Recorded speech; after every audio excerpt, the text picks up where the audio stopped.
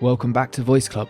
This is a shorter podcast and one of 3 to come with my friend and brother on the way, Samuel Austin. Sam is the founder of LiveLearnEvolve.com, a digital portal for wisdom, curiosity and transformation. He's a designer, yoga teacher, psychonaut and student of Zen, alchemy and esoteric wisdom. This is a short dialogue about navigating mental loops and surrendering the ego in psychedelic experience. A conversation about these matters is never closed, but there's insight here that applies beyond altered states. Whether you're watching on YouTube or listening as a podcast, remember to subscribe and hit the bell to track upcoming releases. Much love. That's a click. One thing that is, I hope, I'm already doing it. This has already become self-recursive. I didn't even express the thought. And now we're excluded from each other. When I record introductions to stuff that I post, because there is, like, the lights aren't on really, so to speak. There isn't the imperative to actually maintain dialogue with someone else. You can sort of stop. It's like, oh, I misspoke or something. Or you're not really committed. It's like, yeah, you're not truly committed to the dance. And so I begin something and start talking. I'd be like, you fucking idiot, click that again. And there we go. It's like, I'm back. It's like, good evening, everyone. Yeah, that's what you mean. Good evening, everyone. Yeah, it's like kind of like a rebirth. Yeah, it's, God, that's tiring. I have to find a way to get out of that trap. But it's like, and then I was thinking to myself, don't break what in you is able to actually commit to this right now. So that, because that is, I suppose, one technical definition of wigging yourself out when you smoke too much weed. It's like, shit, I'm stuck in, it's like a loop here that I can't quite get out of and just move forward. And there we go, loops.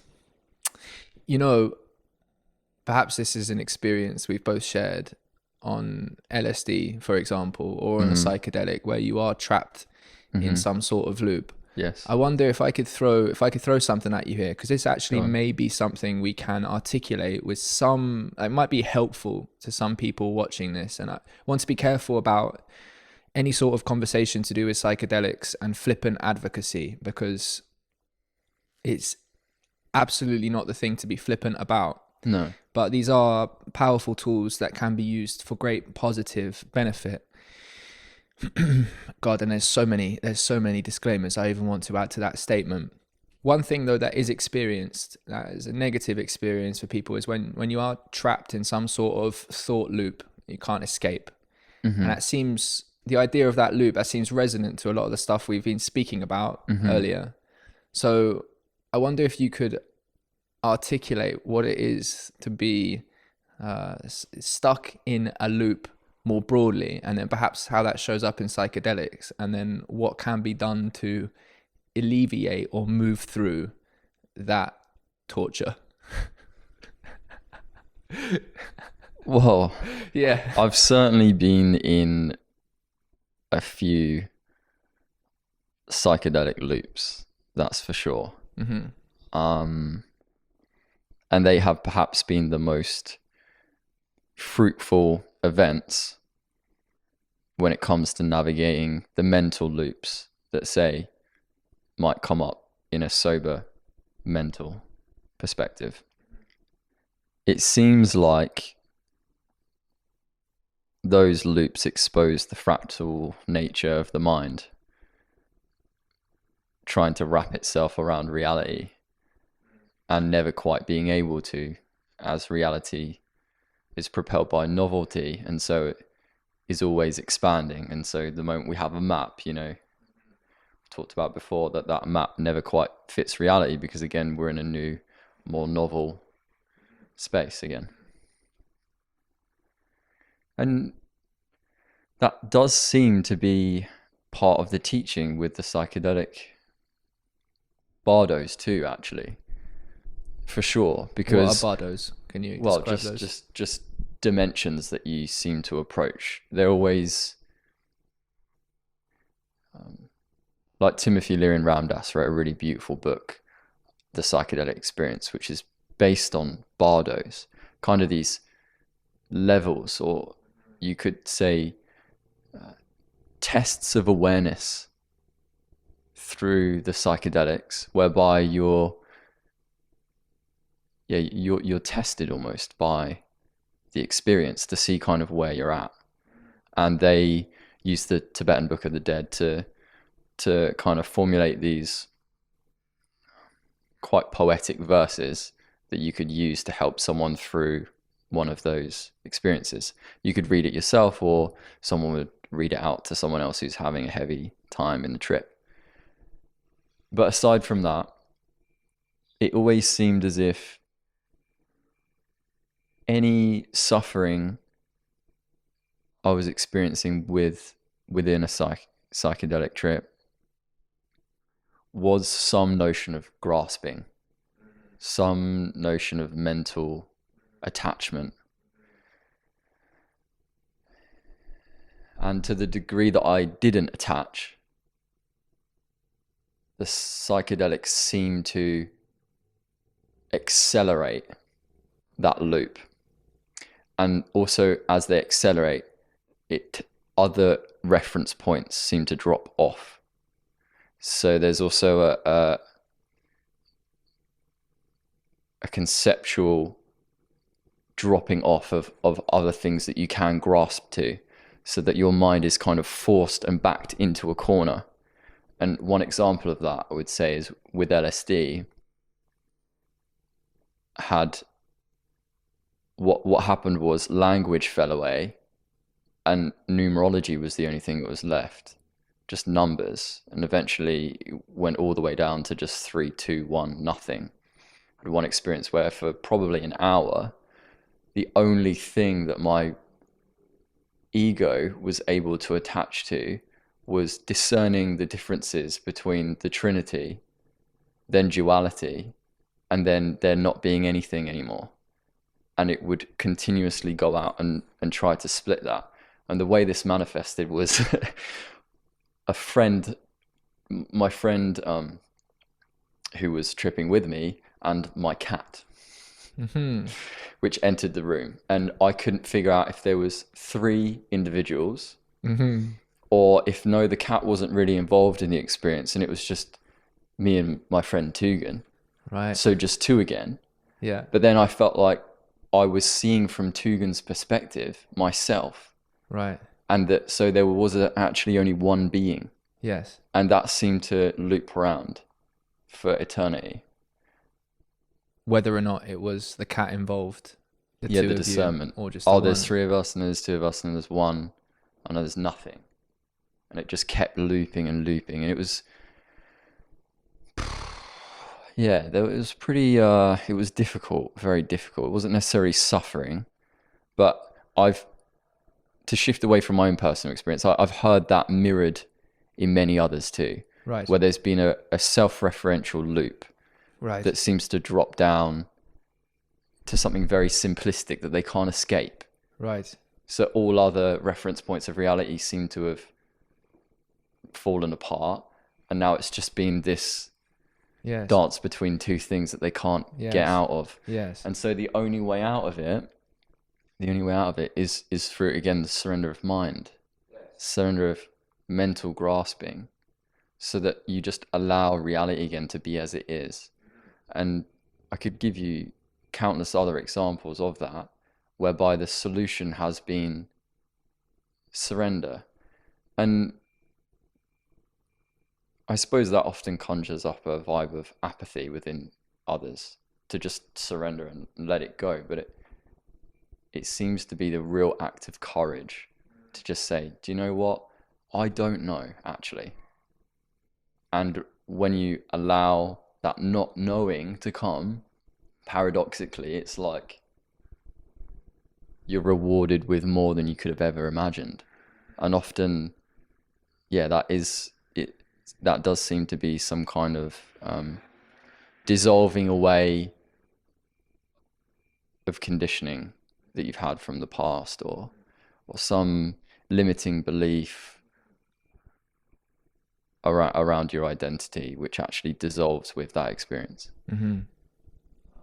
It's like an accepting of the loop in some sense, isn't it? Accepting a decent synonym there for surrender? Yeah, I would say so. It's an accepting of reality. Mm-hmm. It's almost like you give up trying to add anything.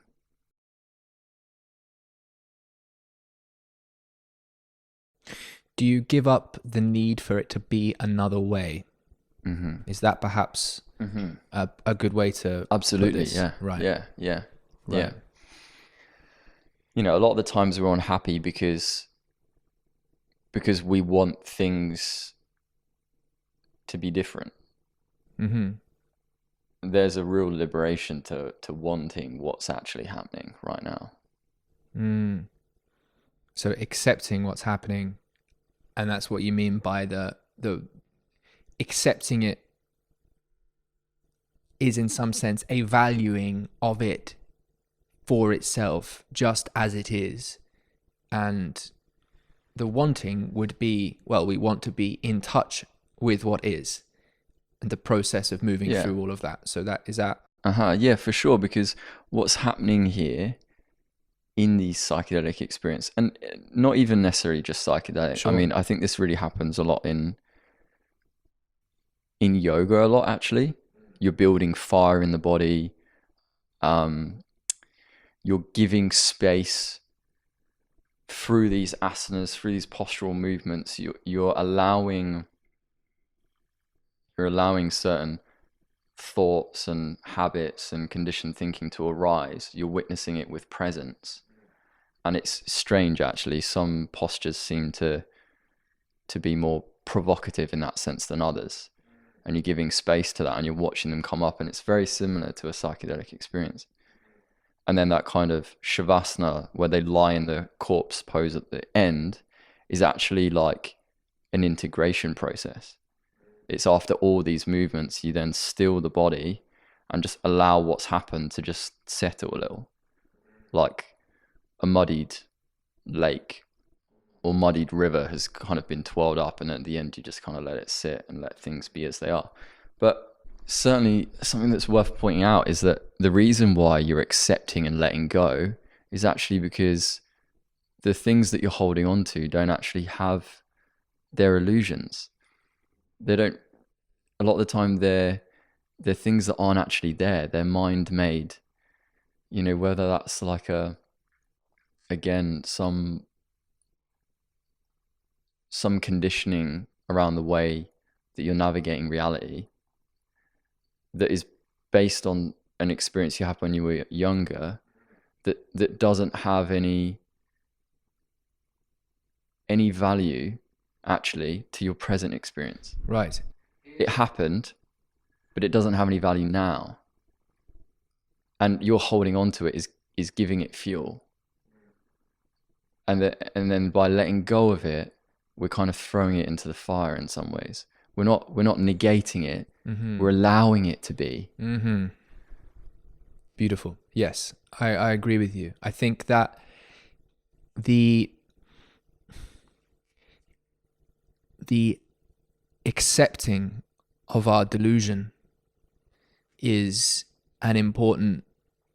seems to me right now an interesting turn of phrase. I find Wilber's thought immense. In particular, the synthesis of so much process to the phrase transcend and include. Mm-hmm. There's a sense in which you awaken,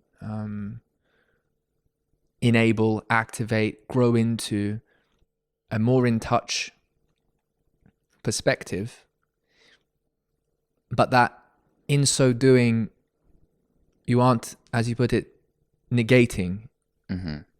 in entirety the value, or at least the lineage of the value of a particular impulse or perspective. One of the experiences I've taken from navigating psychedelics, in particular,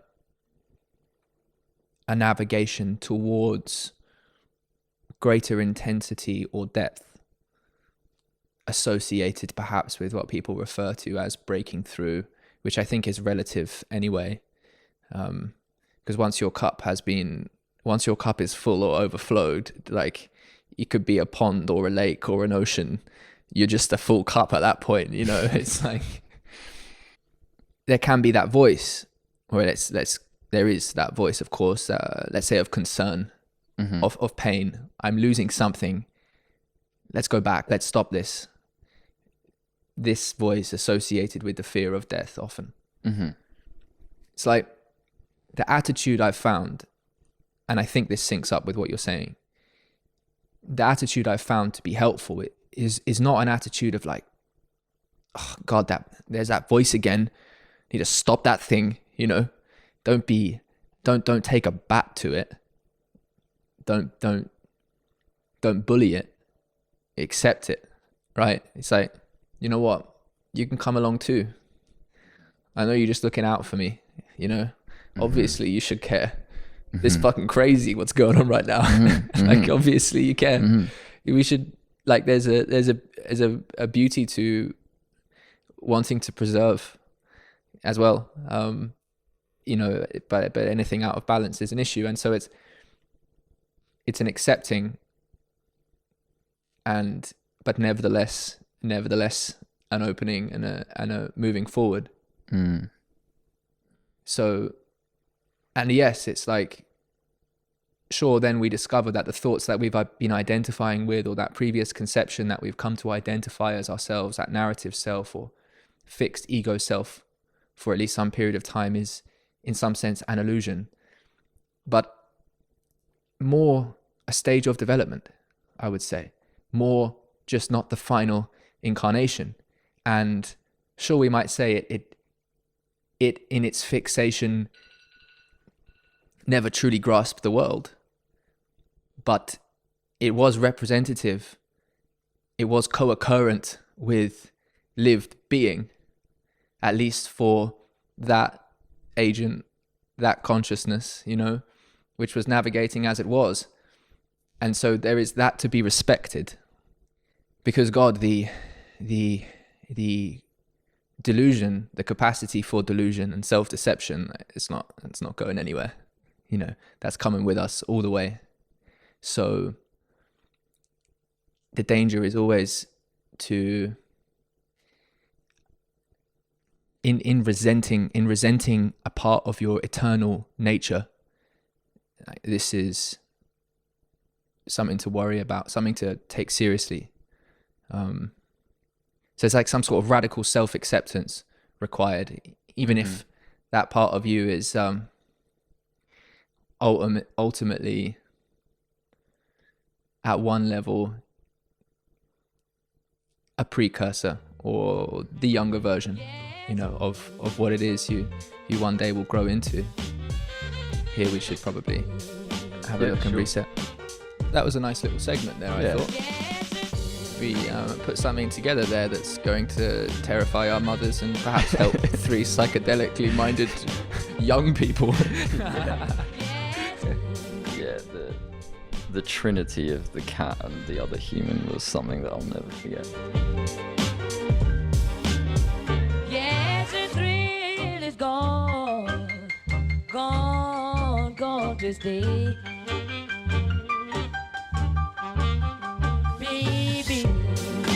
Whether you're watching on YouTube or listening as a podcast, remember to subscribe and hit the bell to track upcoming releases.